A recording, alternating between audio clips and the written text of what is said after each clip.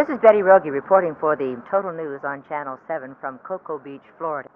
Mrs. Hubbard, what about the luxuries that we're used to? This would be a whole new way of life for us, wouldn't it? Well, of course, the luxury of going into the unknown has always appealed to man, and I believe that we are getting tired of just things and more things. And after a certain point, our young people, for example, are indicating they don't even want any things. And there is a sense that no more true happiness can be gained from more things. Now, we must bring those people who have been left out of the system into the opportunity for decent jobs, but we can't even provide them with things without an expanding frontier. Because if we have to close down and if we have to cut back because of environmental problems, those who have been left out will never have the things they deserve.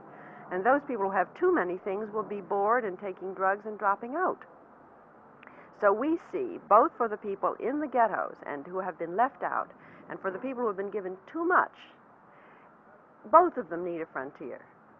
And we want to include everyone who has been left out in an ongoing effort at an expanding aerospace industry, in jobs that are new and thrilling and demand the best.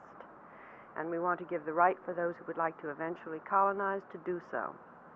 And we want to work with our government and with NASA and with other governments and other peoples in other countries to demand a right to have a future.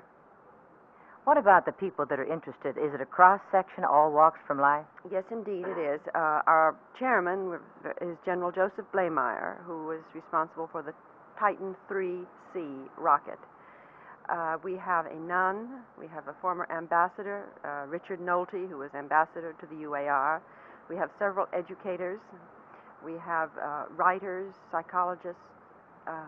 It is a cross-section of citizens with no vested interest except concern for the future of man. We have a very distinguished guest that I'd like for you to meet.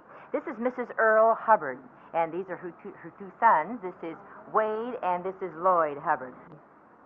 Would you like to live on the moon? Yes, I would. You would. You'd like to be one of the first people to go? Yes. How about Wade over there? What are your comments? Well, I'd like to be one of the first ones to go, too. Mrs. Hubbard, I'd like to ask you, do you think many people will be interested, in the being on the first colony? In fact, I read in the paper today that 90,000 people have signed up with Pan Am for the first flight to the moon, whenever it comes, and it's going to cost $28,000 a flight, and 90,000 people, unsolicited, have signed up. The reaction to Apollo 11 was probably the greatest single spontaneous event of enthusiasm throughout the world. Now, we believe that the enthusiasm of Apollo 11 was real. It was a sense that something new had opened up, and we want to give the people who had that excitement a chance to build a stairway to the stars for their children. Thank you so much, Mrs. Earl Hubbard, and thank you, Wade, and thank you, Lloyd Hubbard.